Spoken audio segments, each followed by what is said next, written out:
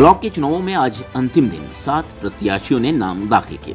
भाजपा की ओर से विद्या मोटन, कांग्रेस की ओर से प्रबलता, पैंथर्स पार्टी की प्रवीण कैसर, निर्दलीय के तौर पर एकता देवी आदि ने अपने नामांकन पत्र दाखिल किए। इस दौरान काफी बड़ी संख्या में अपने समर्थकों के साथ पहुंचे प्रत्याशियों ने ढोल बजाते हुए अपना नामांकन पत्र भरा। वहीं भाजपा प्रत्याशी विद्या मोटन के नामांकन पत्र भरने से पहले केंद्रीय राज्य मंत्री वीके सिंह ने सभा को संबोधित किया और डीडीसी के चुनावों में भारतीय जनता पार्टी के प्रत्याशियों को कामयाब बनाए जाने का कार्यकर्ताओं से आह्वान किया। हमारे विद्या मोटन जी का हम जो है वो फॉर्म भरने आए हुए हैं।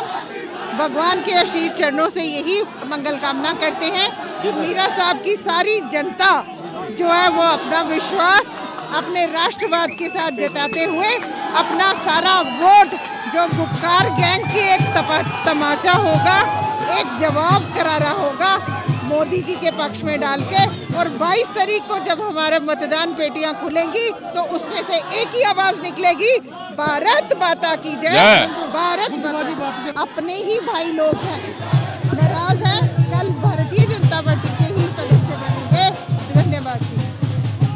साहब के सभी लोगों से मैं अपील करना चाहती हूँ कि मेरे को वोट देकर कामयाब बनाएं और मैं सबके साथ रहूँगी।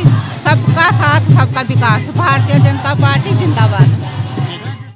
आज जो यहाँ पे मीरा साहब में हमारी ये प्रत्याशी भाजपा की विद्या मोटन जी ने यहाँ पे नामांकन भरा है। मैं आपको बता दूँ कि ये एक किस्म से ये सिर्फ एक पर्चा भरने का देर थी।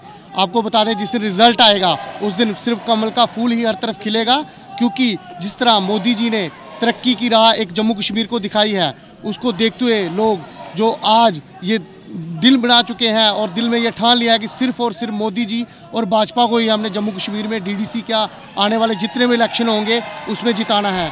क्योंकि 370 और 35 से टूटने के बाद जो एक नीतियाँ और एक तरक्की की राह जम्मू कश्मीर चल पड़ा है, उसको ना रुकना देना है। और उसको रुकने अगर आप चाहते हैं कि वो ना रुके तो सिर्फ और सिर्फ भाजपा को वोट दें। भारत माता जी, ऐसी कोई बात नहीं है। ये सीट रिजर्व थी लेडी के लिए और हर लेडी का हक बनता है और मुझे लगता है मेरा राइट था, मैं इसलिए ये सीट अपनी मर्जी से चुनाव लड़ रही हूँ। और मुझे लगता है कि हर औरत को अगर घर से वो निकलना चाहती है, कुछ करना चाहती है, लोगों की सेवा करना चाहती है, उसको आगे आना चाहिए और पीछे नहीं हटना चाहिए। इसमें पार्टी का कोई मुद्दा नहीं है मुझे मेरे हिसाब से। क्या मैम आप कल सीट विन हुई थी, क्या आप बाउस बीजेपी की तरफ जाएंगे, बाउस पार्टी की तरफ? ये बात हम बाद में ही करेंगे और 22 के बाद ही आपसे बात करेंगे। क्या आप करेंगे? जीतने के बाद मेरी कोशिश रहेगी कि जो हमारे ब्लॉक में जो कमियां हैं, वो पिछड़े वर्ग के जो लोग हैं, जो काम नहीं हुए उनके, और बच्चों जो जो एजुकेटेड बच्चे हैं उनके लिए कोई नौकरियां नहीं हैं, कुछ नहीं है, उनके लिए काम करूंगी। फोकस मेरा उधर रहेगा। प्ले ग्राउंड वगैरह नहीं है, एक डिग्री कॉलेज होना चाहिए जो हमारे ब्लॉक में अभी तक नहीं है। और इन सब मुद्दों को लेके मैं आगे आऊँगी और अपने ब्लॉक को एक मॉडल ब्लॉक के रूप में आगे लाने की कोशिश करूँगी। जय हिंद, जय भारत। एनसी से यही अपील करूँगी कि आपने मुझे जहाँ तक पहुँचाया, मेरा साथ दे के मुझे कामयाब बनाए। अगर जीतते हैं तो जो लोगों तक जो स्कीमें वगैरह नहीं पहुँचती उनको पहुँचाएंगे। लोगों का जो रुका हुआ काम है वो पूरा करवाएंगे। मुद्दे तो देखे जाए तो बहुत है। कहीं सड़कें टूटी हुई हैं, कहीं स्कूल टूटे हुए हैं, उनकी मरम्मत नहीं हो पाई। बेरोजगार भटक रहे हैं बेचारे, उनका भी काम करवाना है।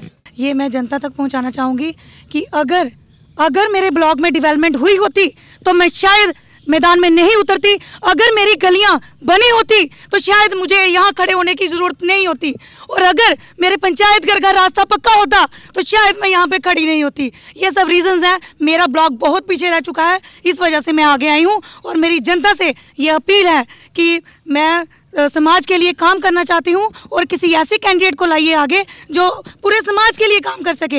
एक ब्लॉक की बात नहीं करूँगी, जो तो ब्लॉक लेवल पे चलो ठीक है, लेकिन पूरे समाज की सेवा कर सके। और मेरे मैनिफेस्टो में ये ऐड रहेगा कि हमारा जो युवा है वो नशे की तरफ जाता है। एक स्टेडियम हमारी डिमांड है वो बने। और सिख लैंग्वेज के साथ एक बहुत बड़ा धोखा हुआ है। जब सभी लैंग्वेज को मिला दर्जा ऑफिशियल लैंग्वेज का, तो पंजाबी लैंग्वेज जो हमारी है उसको पीछे क्यों छोड़ा?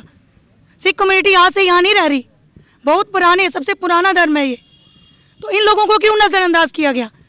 तो मेरी मीडिया वासियों की तरफ से के माध्यम से जनता से यही अपील है कि आप प्लीज़ मुझे वोट भी करें, सपोर्ट भी करें, ताकि मैं आगे आके मुझे जनता की सेवा करने का मौका मिले।